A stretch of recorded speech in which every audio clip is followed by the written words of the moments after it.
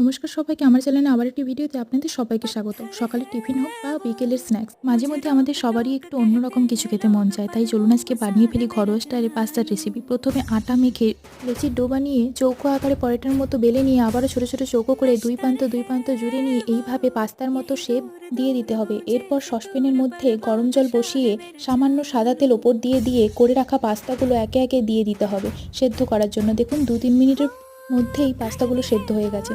পাস্তাগুলো নামিয়ে নিয়ে কড়াইতে তেল দিয়ে একটা ডিম ফাটিয়ে গোলমরিচগুলো ও নুন দিয়ে ভেজে নিতে হবে। আবারও কড়াইতে তেল দিয়ে ও রসুন কুচি, পেঁয়াজ কুচি, টমেটো কুচি ও কাঁচা লঙ্কা দিয়ে ভালোভাবে নাড়াচাড়া করে হলুদ গুঁড়ো, পরিমাণ মতো লঙ্কা গুঁড়ো, সামান্য পরিমাণ লবণ, সয়া সস, টমেটো সস ও ম্যাগি মশলা দিয়ে ভালো করে নাড়াচাড়া করলে মশলা থেকে তেল ছাড়লে সেদ্ধ করে রাখা পাস্তাগুলো দিয়ে এ থেকে ভেজে রাখা ডিম ও ধনেপাতা দিয়ে ভালোভাবে টস করে নিলেই রেডি আমাদের ঘরোয়া স্টাইলে পাস্তার রেসিপি।